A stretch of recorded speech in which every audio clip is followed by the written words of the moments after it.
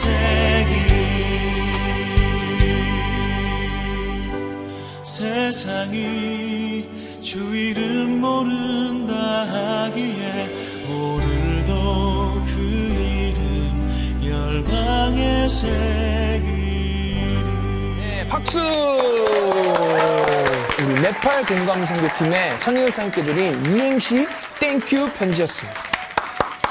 내일은 잠비아 팀 거. 여러분, 여름 영성 캠프가 시작되었습니다.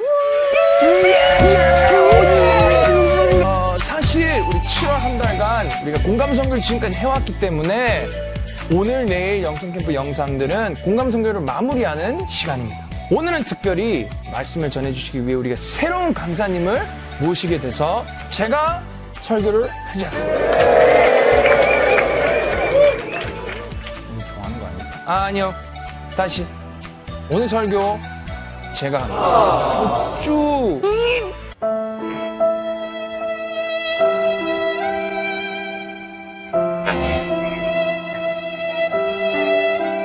우리 오늘 강사님을 모시겠습니다. 우리 교회 청년부에서 섬기시는 유지혜 전도사님입니다. 안녕하세요. 저는 큰은혜교회 청년대학부 새가족부를 맡고 있는 유지혜 전도사입니다. 고3 친구들은 내년에 저랑 같이 만나볼 수 있을 것 같아요. 청소년부 친구들을 지금 화면으로 이렇게 처음 만남을 갖게 돼서 너무 좀 아쉽고 많이 안타깝습니다. 오늘 진짜 중요한 비밀을 여러분에게 알려주려고 해요. 짧은 시간 동안 전도사님이 전하는 비밀을 잘 깨닫기 바랄게요. 먼저 종이와 펜을 준비해주세요. A4 용지도 좋고 노트도 좋습니다. 적을 수 있는 종이와 펜을 준비해주세요. 약 1분간의 시간을 줄게요. 질문에 대한 자신의 생각을 자유롭게 써내려가면 됩니다. 자, 그러면 준비됐나요? 네. 질문입니다. 당신은 누구십니까? 제가 우리 친구들에게 물었어요. 너는 누구야? 자, 어떻게 대답할 거예요? 나는 땡땡땡 혹은 뭐 땡땡땡입니다 라고 적으면 되겠죠? 자, 그러면 지금부터 시작!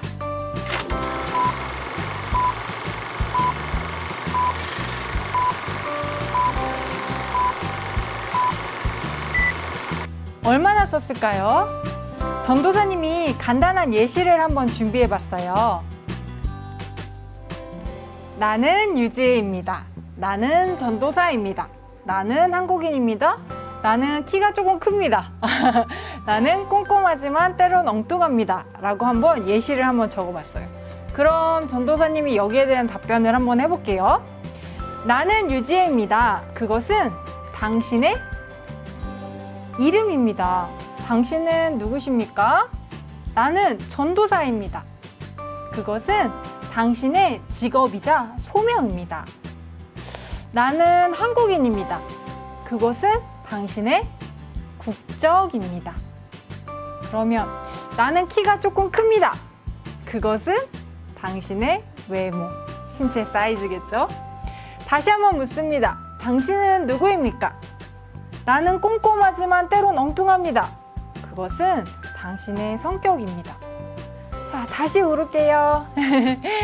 당신은 누구십니까? 저는 모태신앙이 아닙니다.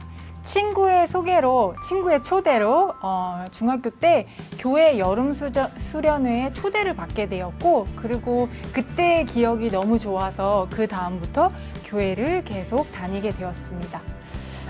그런데 교회는 다니고 있었지만 제 안에 해결되지 않은 문제가 있었어요.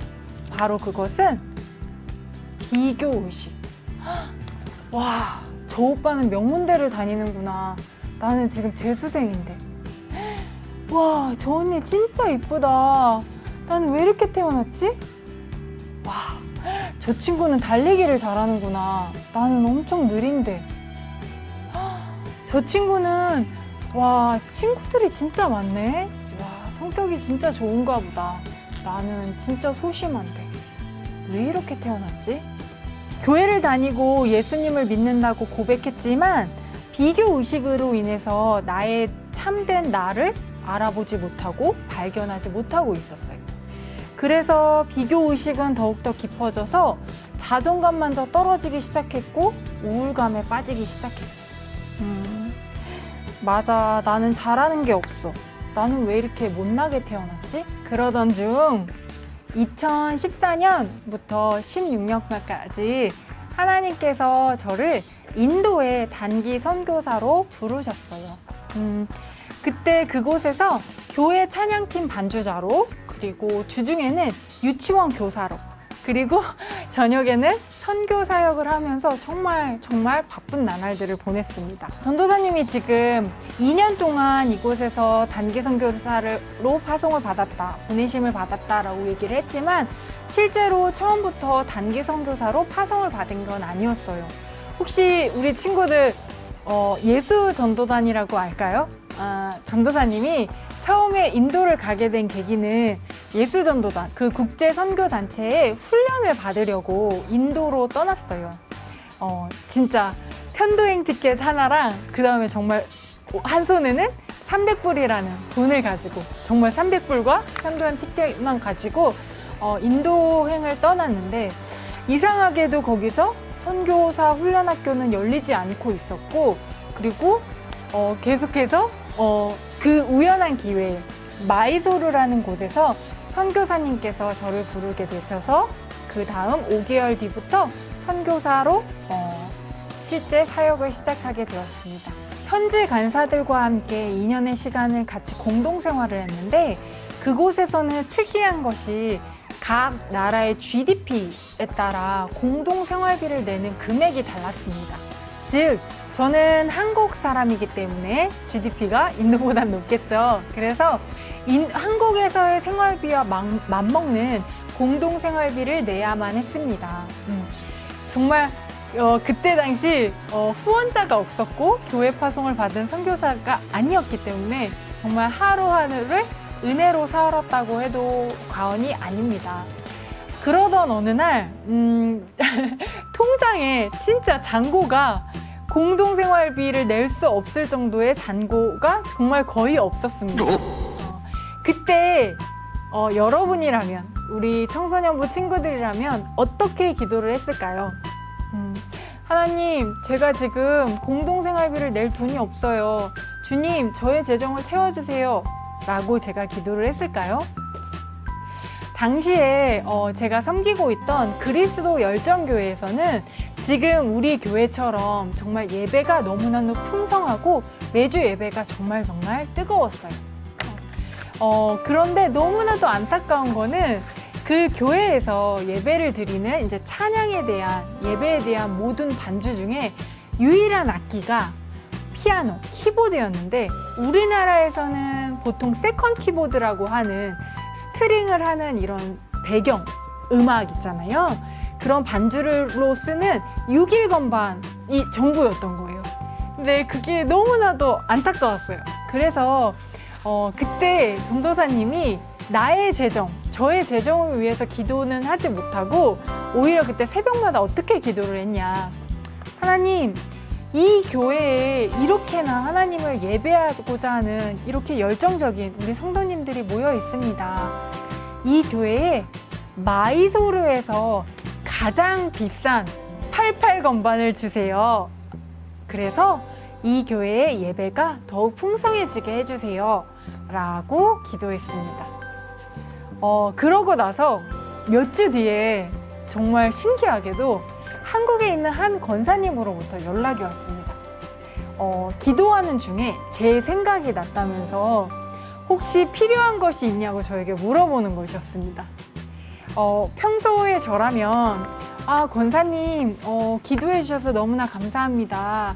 저는 은혜로 잘 지내고 있습니다. 정말 괜찮습니다. 라고 말씀을 드렸을 텐데, 그때는 하나님의 기도의 응답이구나 라는 생각에, 네, 권사님, 제가 섬기고 있는 교회에 키보드가 필요합니다. 그런데 조금 비쌉니다. 라고 당당하게 말씀드렸어요. 그랬더니 그때 권사님께서 저에게 뭐라고 하셨냐면, 지혜야, 가격 생각하지 말고 얼마인지만 말해라 라고 얘기하셨어요. 그리고 지금까지도 정말 마이소로하고 벵갈로에서 그때 당시 가장 비싼 키보드를 구매하였고, 지금까지도 그 키보드를 그 그리스도 열정교회에서 메인 악기로, 또 반주의 예배 악기로 사용하고 있습니다. 그리고 몇 달 뒤에는 저의 모교회에서도 지금 제가 선교하고 있다는 소식을 들으시고 후원을 해주셨고, 개인적인 후원자도 많이 늘어났습니다. 그래서 실제로 공동생활비, 월 한 달 내는 일정의 공동생활비를 지불하고도 넘치는 그런 은혜를 경험하였습니다. 그래서 제가 그 남는 선교비는 바로 함께 생활하는 어려운 현지 간사들의 공동생활비를 후원하는 일까지 하게 되었습니다. 선교의 시간은 정말 저에게 있어서는 너무나도 많은 기도의 응답이 있었던 은혜의 시간이었습니다. 제가 또 다른 은혜의 간증을 하자면, 하루는 어떤 성도님께서 저를 부르셨습니다. 근데 그 현지 성도님께서는 말 그대로 현지어, 까나다어를 하고 계시는 분이었기 때문에 제가 그분의 말을 알아들을 수 없어서 저의 이제 현지 친구가 이제 영어로 통역을 해줘서 저에게 얘기를 대신 전해주었습니다. 그 성도님의 말인즉슨, 자매님의 찬양 반주를 들으며 눈물을 흘렸습니다. 그리고 예수님이 내 안에 계시다는 것을 느꼈습니다. 너무나 감사합니다. 그리고 몇 주 뒤에 저희 같이 공동생활을 하는 현지 간사가 저에게 이런 말을 전해주었습니다. 자매님이 찬양을 반주할 때 정말 내 안에 예수님이 계심을 느꼈어요. 그리고 내 안의 영이, 마음이 치유되는 것을 느꼈습니다.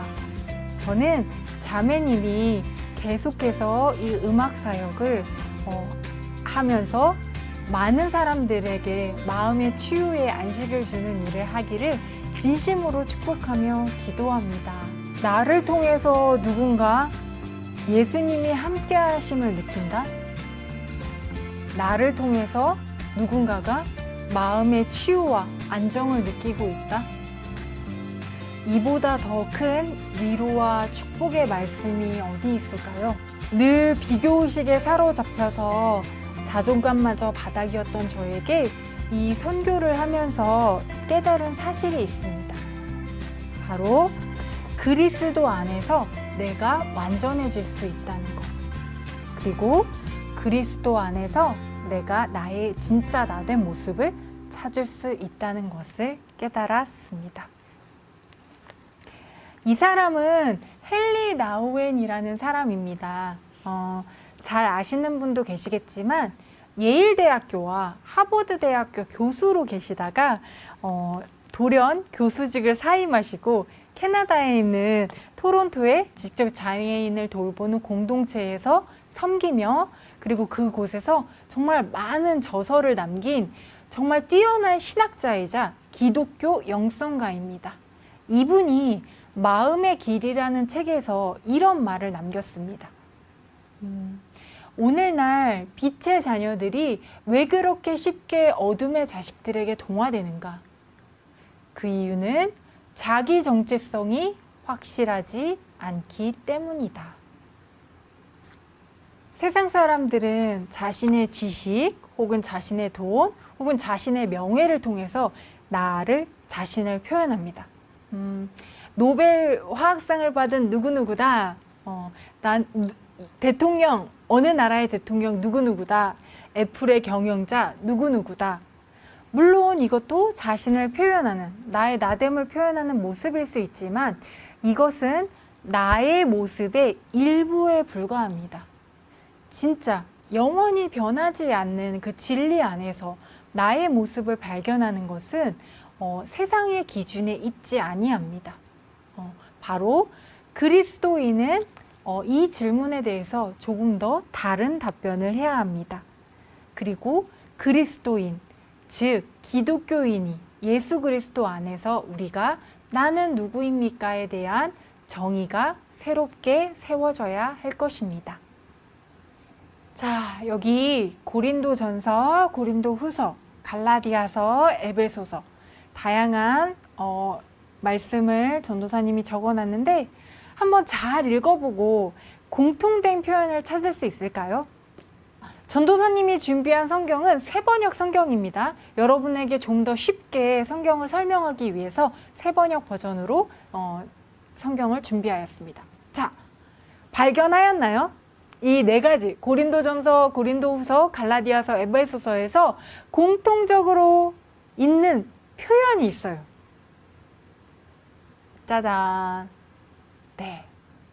그리스도 예수 안에, 그리스도 안에, 그리스도 예수 안에, 그리스도 예수 안에. 바로 우리는 그리스도 안에서 우리의 정체성을 바로 세워야 된다는 것입니다. 그리고 우리의 정체성은 바로 그리스도 안에서 시작이 됩니다. 내가 누구인지, 내가 진짜 누구인지에 대해서 발견하는 것은 바로 그리스도 안에서 발견할 수 있습니다. 내가 누구인지 정말 명확하게 나의 정체성을 발견하는 순간 보이는 변화가 두 가지가 있습니다. 첫 번째, 보여지는 변화가 있고, 두 번째, 보이지 않는, 눈에는 보이지 않는 변화가 있습니다. 전도사님이 진짜 고민을 많이 했어요. 보여지는 변화로 가장 쉽게 여러분에게 간증이 되고 증거가 될 수 있는 것이 무엇일까 하다가 내가 바로 간증이 되자라고 생각을 한 거예요. 이게 정말 나에게 득이 되나? 저에겐 전혀 득이 되는 것이 없습니다. 다만 우리 청소년부 친구들에게 조금이나마 그리스도 안에서 나를 진정으로 발견했을 때 이렇게 변화하는구나 깨닫기를 간절히 소망하면서 전도사님의 과거 사진을 좀 준비했습니다. 자, 믿음으로 그냥 봐주시기 바랍니다. 자, 2002년도 사진이에요. 뭔가 세상 불만을 다 가지고 있는 것 같죠. 이때 당시가 바로 전도사님이 고백했듯이 그러니까 비교의식을 많이 가지고 있었고 자존감이 많이 떨어진 상태였어요. 그러고 나서 한 8년의 시간이 지났네요. 조금 그래도 많이 표정이 좋아지긴 했지만 억지 미소가 조금 있기는 하죠. 이 시간들을 통해서 2014년 이제 선교의 시간들을 지나고 나서 바로 작년입니다. 어떤가요? 진짜 많이 변하지 않았나요? 누군가는 그럴 수 있어요. 전도사님, 그때부터 지금까지 시간이 지나서 화질도 변하고 그래서 화사해 보이는 거 아니에요? 라고 할 수 있지만 사실 전도사님 입장에서 전도사님은 진짜 당당하게 대답할 수 있는 것은 마음의 변화가 이미지의 변화를 만들었다고 정말 말하고 싶어요. 그때 당시 마음의 심정들이 정말 사진에 담겨 있는 것이 아닌가라는 생각을 합니다. 그래서 진정한 나를 발견했을 때 아름다워 보이지 않나요? 그리고 두 번째, 눈에 보여지는 변화뿐만 아니라 내가 누구인지 진짜 그리스도 안에서 나를 발견할 때 두 번째, 보이지 않는 변화로는 바로 자존감과 두려움입니다. 우리는 하나님의 은혜 안에, 그리스도 안에서 하나님의 은혜로 살아가는 하나님의 자녀들입니다. 그래서 하나님의 은혜로 살아가는 그 자녀들이기 때문에 자존감은 높아지고, 왜? 우리는 하늘나라의 자녀들이기 때문입니다.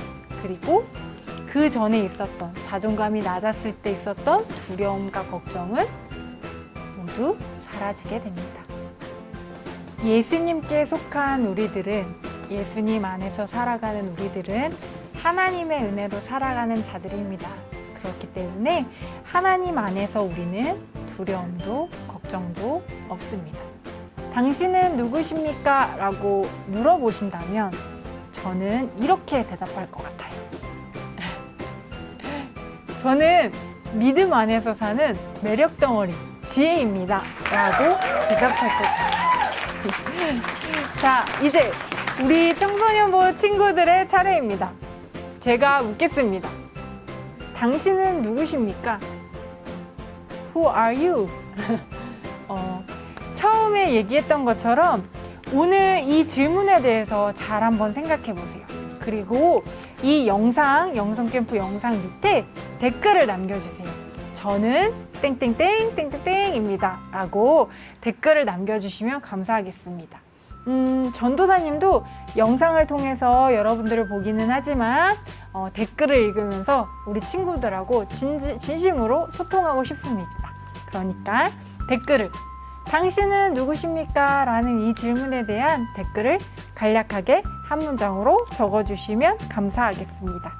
잊지 마세요. 우리 귀한 청소년부 친구들은 세상이 창조되기 전부터 그리스도 안에서 우리 친구들을 택하셨고, 그리고 하나님의 자녀로 삼으시기로 이미 예정되어 있던 사람입니다.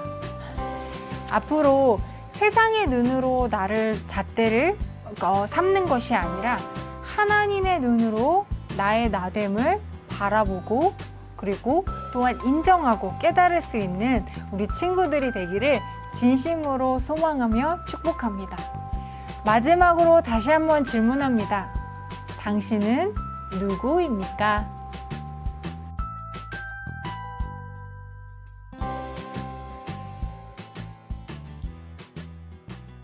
네, 여러분 다 잘 들으셨죠? 여러분 댓글 달아주세요. 댓글. 나는 누구누구입니다. 여러분은 여러분의 과거가 아니에요. 여러분은 여러분의 죄가 아니에요. 여러분은 여러분의 실패가 아니고, 여러분은 여러분의 실수가 아니에요. 여러분은 여러분의 성공도 아니에요. 여러분의 성적은 여러분이 아니에요. 여러분 인스타에 나오는 좋아요 수도 여러분이 아니에요. 여러분은 사람들이 너에 대해서 말하고 지적하는 그것이 여러분이 아니에요. 세상이 너에 대해서 이것이다 네이밍하는 그것이 여러분이 아니에요. 여러분은 누구냐?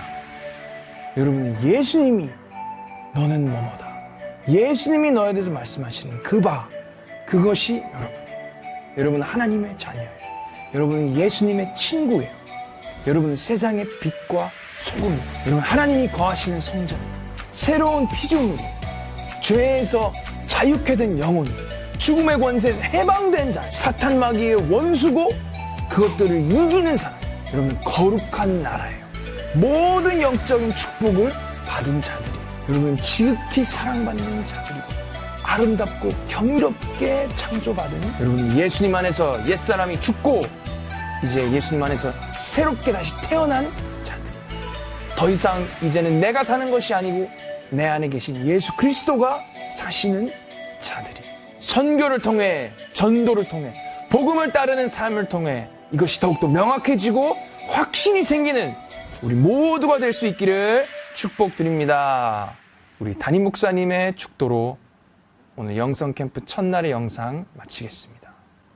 이제는 사랑하는 파워그레이스 중고등부 천하보다 귀한 영혼들 위해, 그리고 사랑하는 자녀들을 믿음으로 양육하는 부모님들 위해, 지극한 정성과 사랑으로 이들을 섬기시는 모든 선생님들 위해, 우리 구주 예수 그리스도의 만극하신 은혜와 아버지 하나님의 영원하신 사랑과 성령 하나님의 끝없는 교통하심이 함께 하시옵기를 간절히 축원하옵나이다. 아멘.